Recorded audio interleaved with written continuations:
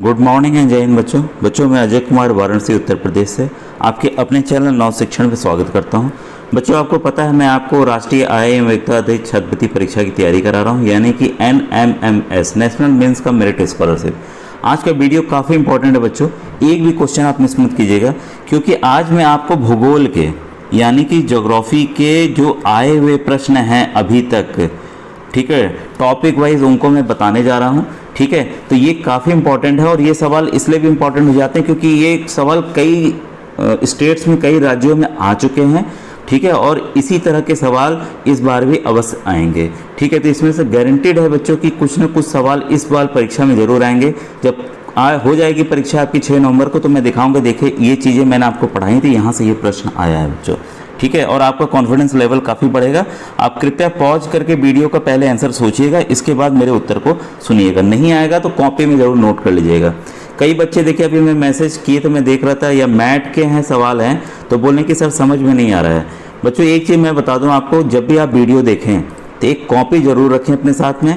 Mat का specially कर रहा हूँ, जो तरीका मैं बता रहा हूँ उसको नोट करते जाएं, तब जाके आएगा। आपको ऐसे वीडियो देखने से, जैसे आप फिल्म देखते हैं कोई, तो उसको देख उस तरीके से नहीं आएगा। कॉपी ले लीजिए, सवालों को खुद से लिखिए, उसको हल कीजिए, नहीं फिर से वीडियो को 2 बार जब देखेंगे तब जाके आएगा बच्चों। कुछ चीज़ें कठिन होती हैं जिसे बार बार हमें समझना होता है। ठीक है, आइए, और प्लेलिस्ट से जाकर आप लोग कई बार बोलते हैं सर कोई पार्ट आपने देख लिया, मान लीजिए मैट का चौथा पार्ट देख लिया, तो कई बच्चे पूछते हैं सर पहला पार्ट कहाँ है, पहला पार्ट कहाँ है। तो पहला पार्ट बच्चों प्लेलिस्ट में जाइए, और कई बार मैं कमेंट में भी डाला हुआ हूँ, डिस्क्रिप्शन में भी डाला हुआ है, उसको जाकर आप दबा करके उसको टच करके देख लीजिएगा बच्चों। ठीक है, आइए आज का वीडियो स्टार्ट करता हूँ। ये देखिए 2021 का है। सौर मंडल में कितने ग्रह हैं बच्चों, ध्यान रखिएगा, पहले 9 थे, इस समय कितने हैं, 8 हैं। नंबर 2, निम्नलिखित में से वी आकार की घाटी की उत्पत्ति के लिए उत्तरदायी क्या है। वी आकार मतलब इस तरह का आकार बन जाता है घाटियों के बीच में। ठीक है, इसके लिए उत्तरदायी है आपकी नदी। नदी की वजह से ही वी आकार की घाटी बच्चों बनती है पहाड़ों में। भारत में निम्नलिखित नदियों में से कौन दक्षिण की गंगा के रूप में जानी जाती है। तो बच्चों ये दक्षिण की गंगा जो है वो है गोदावरी। नंबर 4 है, निम्नलिखित में से कौन भारत में सुंदरवन के रूप में जाना जाता है। तो बच्चों देखिए सुंदरवन जो है वह एक डेल्टा है, सुंदरवन डेल्टा, वहाँ पे मैंग्रोव वन पाए जाते हैं। ये खारे पानी के वन है जो कि समुद्र के अंदर, इसकी ये रहता है कि इसकी जो जड़ है ना ऊपर हवा में ऐसे उठी रहती है और इनमें छेद बने रहते हैं सांस लेने के लिए। तो इस वजह से ये वन जो है नमक वाले पानी में भी जीवित रह पाते हैं। ठीक है, इसकी ये विशेषता है बच्चों। नंबर 5 है, कपास की खेती के लिए सबसे उपयुक्त मिट्टी है।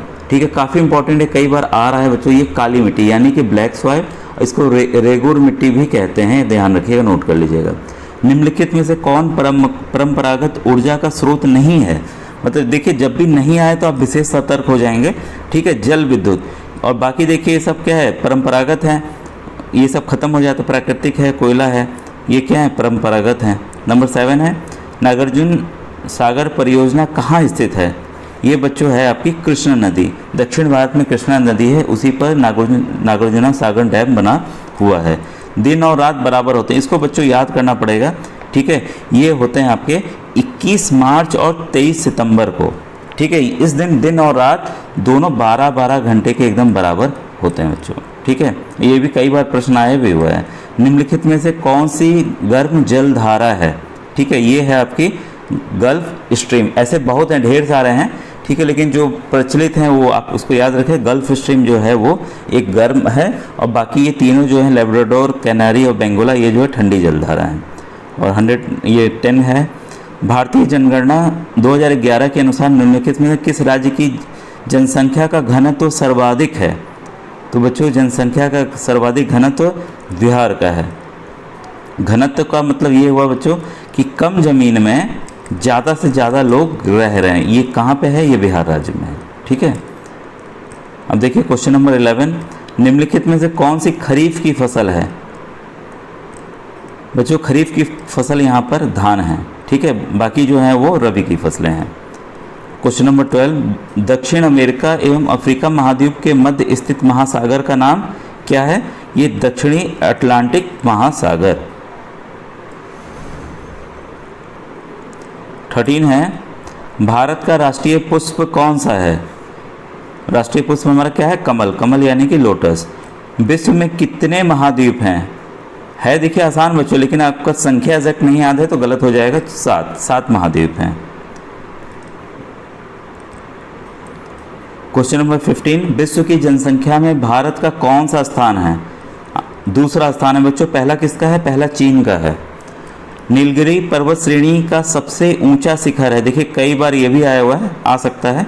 ये है बच्चों 16 का आंसर है आपका डोडा बेटा। अजीब सा नाम है लेकिन यही है, डोडा बेटा। जनसंख्या 2011 के अनुसार उत्तर प्रदेश का लिंग अनुपात है, ये बच्चों है 912। लिंग अनुपात का मतलब है कि 1000 लड़कों पर कितनी लड़कियां हैं उत्तर प्रदेश में, तो हैं 912 लड़कियां हैं 1000 पे। ठीक है, देखिए इतनी लड़कियां कम हैं। भारतीय गन्ना अनुसंधान संस्थान स्थित है, ये भी काफ़ी इंपॉर्टेंट है, ये स्थित है बच्चों लखनऊ में। नंबर 19 है, निम्नलिखित में से कौन गंगा नदी की सहायक नदी है? तो इसमें देखिए सहायक नदी यमुना है। ठीक है, ये बाकी नहीं है। ठीक है, अब देखिए दिन और रात बराबर होते हैं। नंबर 20, दिन और रात कहाँ बराबर होते हैं? ये होते हैं बच्चों विषुवत रेखा पर, यानी कि भूमध्य रेखा पर। भूमध्य रेखा क्या होती है? हमारी ये देखिए पृथ्वी है। ठीक है, जो पृथ्वी को आधे आधे भाग में काटती है, ये 0 डिग्री भी कहते हैं, तो इसी को विषुवत रेखा कहते हैं। ठीक है, और सूरज जो है कर्क रेखा और मकर रेखा के बीच में ही दोलन चलता है। ठीक है, और ये भूमध्य रेखा बीच की बिंदु है बच्चों। यहाँ पर क्या होता है? दिन और रात हमेशा बराबर होते हैं। अब देखिए क्वेश्चन नंबर 21, हरिकेन क्या है? ये देखिए हरिकेन एक चक्रवात है जो कि कहाँ आता है? अमेरिका में आता है, यूएसए में आता है। ठीक है, उत्तर प्रदेश का सबसे बड़ा जिला कौन सा है? तो सबसे बड़ा जिला जो है लखीमपुर खीरी है बच्चों। ऊटी अवस्थित है। ऊटी एक बच्चों एक घूमने टूरिस्ट प्लेस है। ठीक है, ये अवस्थित है आपका तमिलनाडु में। ठीक है, इसका आंसर होगा डी 24। 1 डिग्री अक्षांश कितने किलोमीटर को दर्शाता है? ये बच्चों इंपॉर्टेंट क्वेश्चन है। इसी से हम देखिए ग्लोब पे भी हम दूरी को मापते हैं। ठीक है, ये है 111 किलोमीटर। सर्वप्रथम पारिस्थितिक तंत्र शब्द का प्रयोग किसने किया था? तो ये है आपका 25 का CHJ हैकल ने। बच्चों ये थे इंपॉर्टेंट 25 क्वेश्चंस। नेक्स्ट वीडियो में और मैं 25 क्वेश्चंस को बताऊंगा। आपको वीडियो कैसा लगा? अगर इस वीडियो की आवश्यकता है तो कमेंट सेक्शन में ज़रूर आप यस लिखिएगा कि सर इस तरह का वीडियो हमें और देखना है बच्चों। Thank you very much.